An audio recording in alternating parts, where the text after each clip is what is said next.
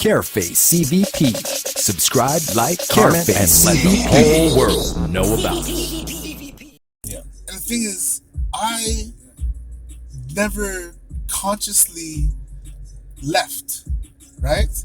I was essentially forced out mentally because that's when I got diagnosed with bipolar, right? The stress of working in that system, of being a supervisor who everybody looked up to, or not, I should say looked up to, who looked to do more.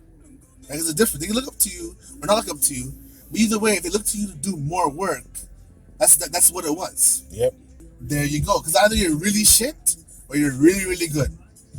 There's no in between. No. So when I'm there and I have all this pressure, because when I have my breakdown, my mental breakdown, I was on my vacation, dog.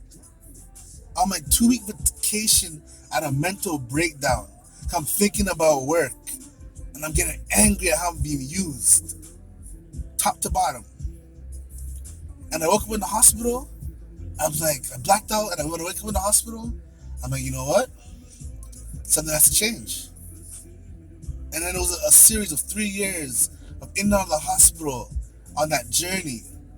But where I'm at now is a way better place.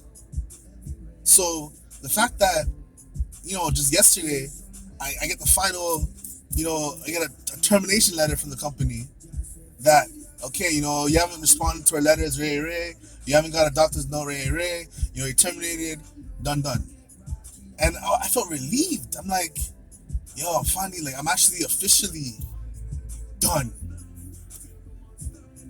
And to me, that's why I look at people that don't have the courage to leave. I know for me, I know when I left, the last day when I left that company, that day, I knew I wasn't coming back. But I didn't know how, why, or when. It's like I kind of knew I was gonna have a mental breakdown. That's how. It's like your body can sense certain things. Yeah. Right. Yeah. Because I just left, yeah. And even my coworkers are kind of like, we had like a real heart to heart. Like they felt it too. And then a week later, boom, I have a mental breakdown. I'm diagnosed with bipolar, and I'm going through this whole journey of just manic episodes and spiritual emergencies and whatever you want to call it. But I went through a journey, right?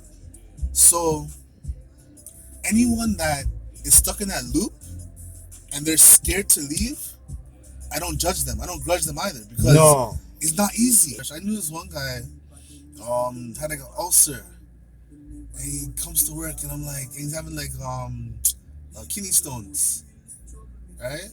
And he's going through like many issues and stuff, and they still coming to work in pain. He missed a day or two here and there, but most part he coming to work in pain. And I'm like, why are you still here? He's like, I have a wife, I have a house, I have kids. Yep. That's the funniest thing. You see, when you have assets or have anything, you have to be able to be maintaining it. Yeah. You're on the thin line of being homeless. Yeah. If you have a mortgage, if you're paying rent. Yeah. Paycheck to paycheck. You see what I'm saying? If you're paying for your only house, that you only can afford that house, you basically almost in a homeless line. Yeah. Because you can miss payment any moment in time. Yeah, you're on the poverty line. You can't get sick. You can't get sick. You can't take no day off.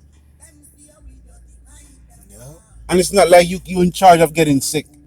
Brought to you by Careface CVP. Subscribe, like, comment, and let the whole world know about us. Careface CVP.